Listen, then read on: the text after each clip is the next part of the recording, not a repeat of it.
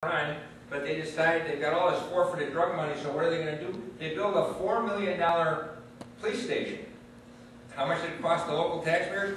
Nothing. So if I'm the mayor of that town, if I'm the trustee or the alderman from that town, am I in favor of the war on drugs? Yeah.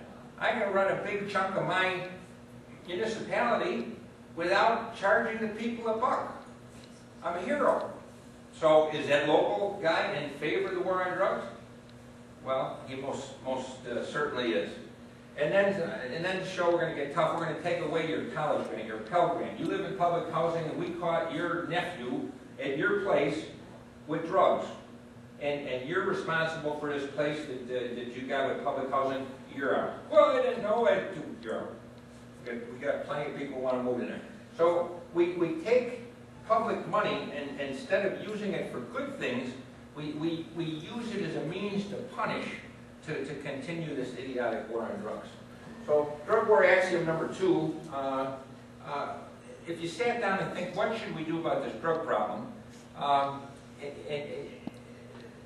the more sensible the idea you come up with, the more likely that it doesn't work. Everything in drug policy works in reverse. You think it would be good to advertise, don't use drugs, so don't, the advertisements make it worse. We'll confiscate the drug money. Well, the only thing that does in these assets is to drive the problem further. It sustains it. It feeds it. Well, the anti-drug ads we talked about. So, I mean, all of these strategies that seem on the face to be a good idea actually are bad news.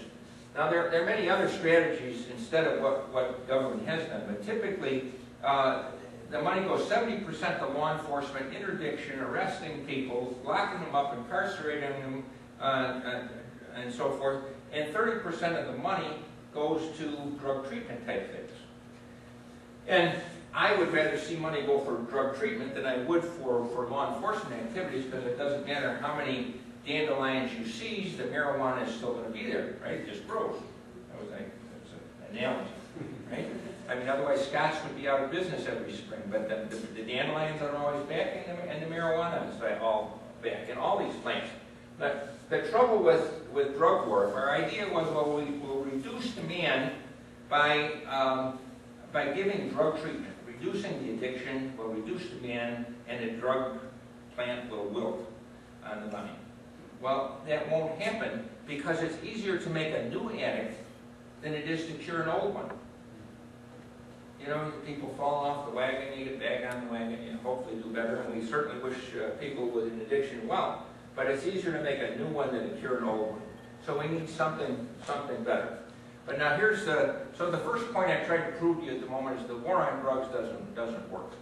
The second point is it's the heart of nearly any crisis you can name, and I'm going to go a little faster so you're not here all day. But you name any of these crises that I've got listed: guns, gangs, crime, prisons, taxes, deficits, AIDS, healthcare, trade imbalance, corruption, no money for schools, job programs, the corruption of the kids, the corruption of the police, the funding of terrorism, all of them making life for Americans and really people of the world worse off. And here is an example in Chicago. Heroin deaths are number 2 in the country. And I told you earlier, 2% was the best heroin. Now you can get 90% pure heroin. So what's the drug war done for us? Methamphetamines. We had virtually no labs in Illinois going back about 8 years, 7 years. And then the graph shows 200, 400, 600, 800. You can see how the drug use and arrests and labs seized increased. And because meth is so bad, we made penalties the equivalent of what they were for cocaine and heroin in Illinois. And even though we increased those penalties, the use just continued to shoot up. So again, the more you try to suppress something in the drug business, the worse it becomes. So the harder drug prohibition is pushed, the worse the drug problem becomes. Then the problem of AIDS, you know, we're worried about health care costs, and we can't pay the bills for health care.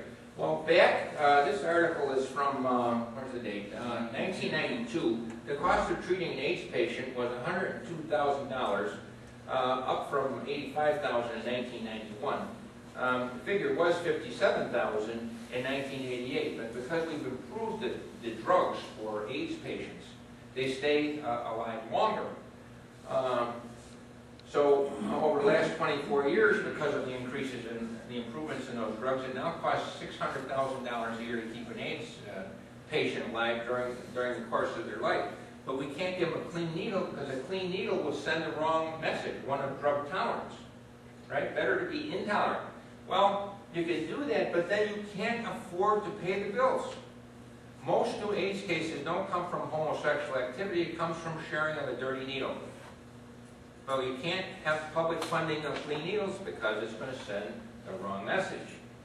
Well, lunacy. So another crisis made worse by the drug war.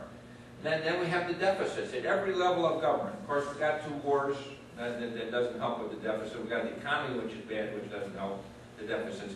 But all these other crises are equally adding to the inability of government to pay the bills. Drug war, crises that we cannot afford. I went to Michigan State, and I was at Theta Chi. Here's a story where kids are corrupted.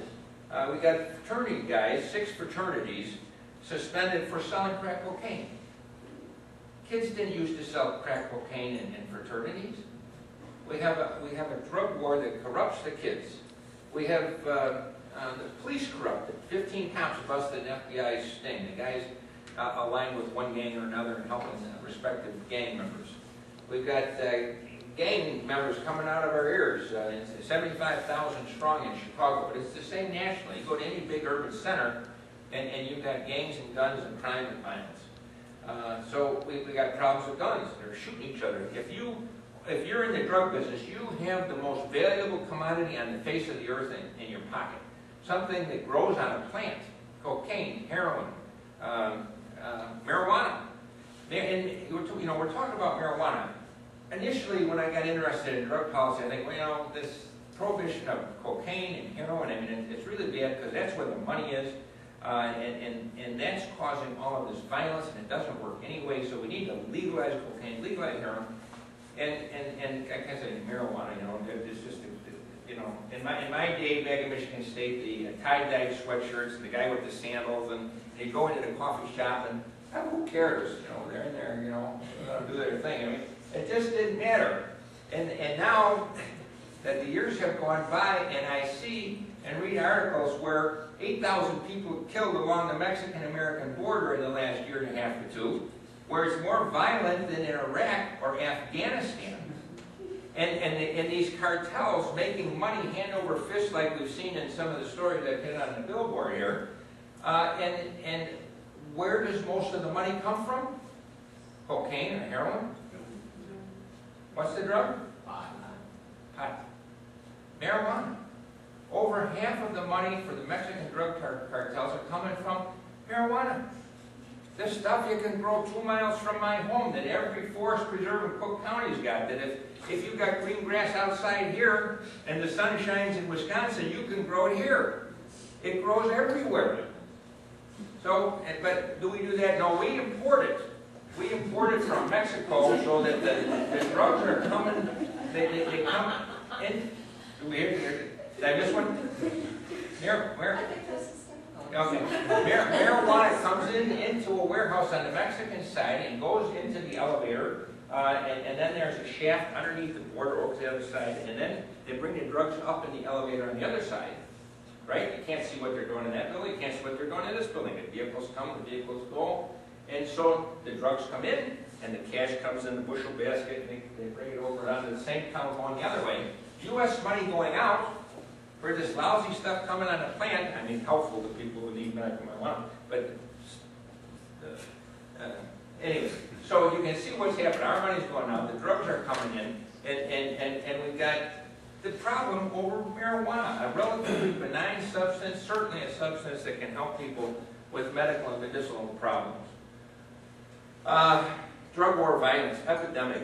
Last year, as of April, we'd already killed 32 people. This year, we've got about 24 school kids killed so far. We had, last Thursday, we had 41 people shot in a 26-hour period in Chicago. The violence epidemic. The priest who's out there saying, down with dope, up with hope, he's at it again. You don't have any merit